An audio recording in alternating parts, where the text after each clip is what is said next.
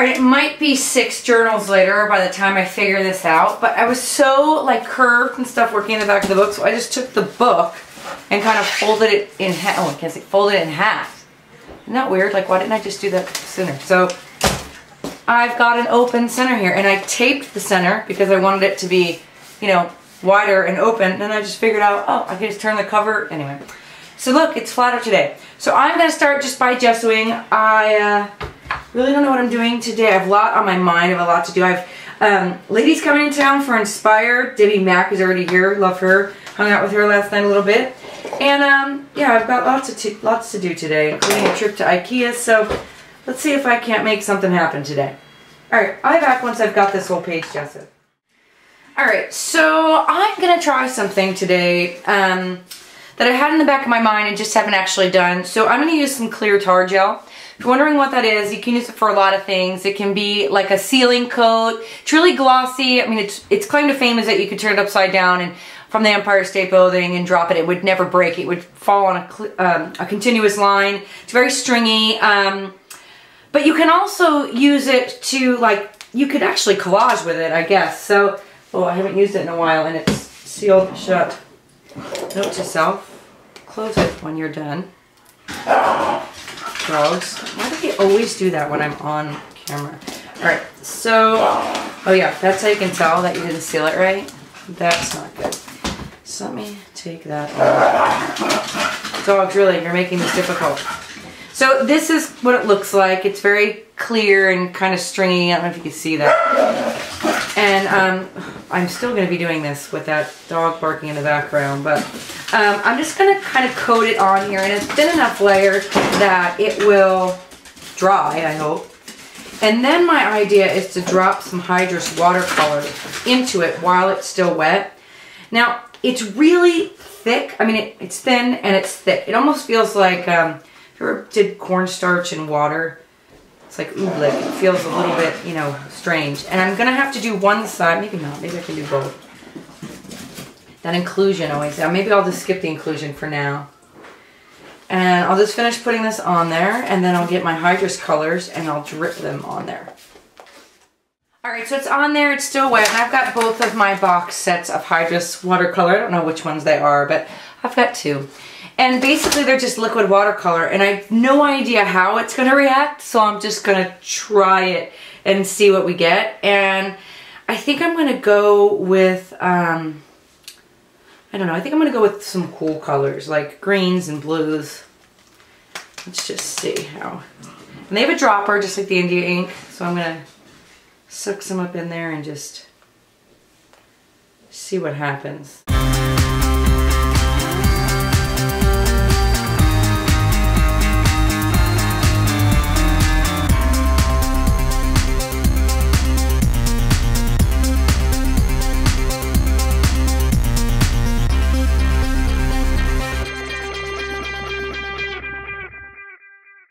Alright, basically I've just run out of patience because I don't want to wait for paint to dry. So here's what should have happened. Like, I've never done this before, so I don't really know what to expect from the combination of the two.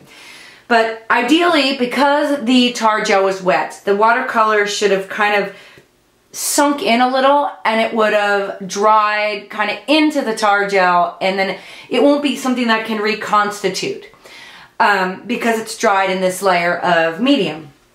That said, if I didn't dry it all the way, which is 99% the case right now, I should be able to brush over this with a wet brush or some water and spread some of that color. Or the other thing is I can, because this is not porous, so I can put some watercolor on top of it, drop that Hydrus on top of it again. So all I'm going to do, oh, and my brush is really still dirty with gesso. Let me see if I can get, there's a little bit of white film on here, but I'm just going to take some water, a wet brush. I'm going to go like this. So that means that some of that area, well, a lot of that area was not dry. And because tar gel is not porous, the watercolor should kind of resist a little bit, which is cool. I'm going to work with it here. See what we get. It is still kind of cool. And I'm just going to see. You can tell where it's dry, where it's not dry. That turquoise is just fantastic. Okay, and now, let's just, for the heck of it, take the water bottle and just spritz Let me see if I can't raise this just a smidge. Maybe underneath the clip. Oh, make sure it's open. And you should see little collection pools of water. All right, now I'm gonna dry this again and kind of just see what it dries like. Again, I have no idea what I'm making today, and I'm using a different function on the camera that has a backlight. So hopefully this is showing up good and not washed out. Who knows? But I'm gonna dry this and I'll be back. All right, I changed that lighting setting. I don't know if it's really too dark, but that just represents the color just a little bit better. So what happened here? So because the tar gel is not porous, the watercolor kind of floats on top. It's really, really, really cool. I hope you can see how cool it is. Now what am I going to do with it? I don't know, because I just wanted to experiment with that. But I'm thinking I'm going to have to like maybe enter some paint. I'm not sure. Maybe some palette knife with some paint color around the edge, like maybe the orange, yellow. This is where I always say, what do I want to do? What do I want to do? Green, maybe? Green might be fun. Let me get my palette. And you know what? The green gold with a little bit of gesso makes me happy. So a little bit of gesso. Just taking the palette. You can see I'm just taking a palette and just kind of blending them together. Load up the palette. And I'm going to kind of go around the edge.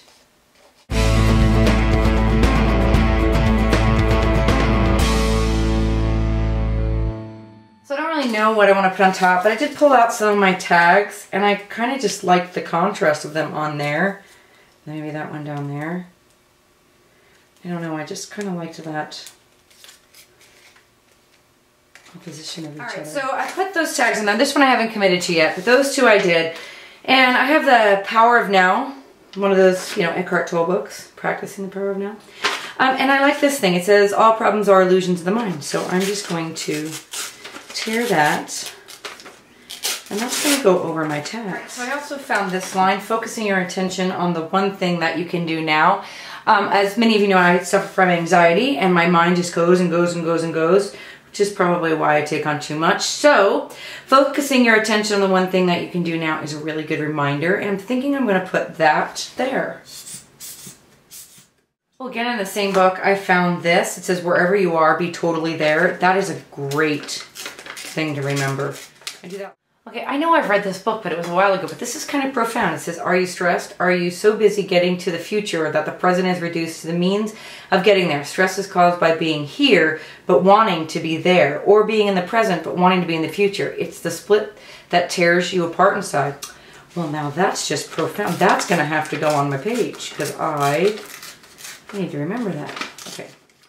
All right, I got those little bits of text down. I'm going to take some Collage Podge, which is just a really, really thin decoupage adhesive, and I'm going to try to get most of the water off my brush and just kind of loosely cover this up, because I think I want to put something on top of it, but I don't want the paper to change color, if that makes sense. I just want to be able to ink it or something without the paper turning the color of the ink, more the paper sealed and then the ink sitting on top, or paint, or whatever I decide to use. So I'm going to let that dry, and then I will be back, and we'll put the final touches on this page.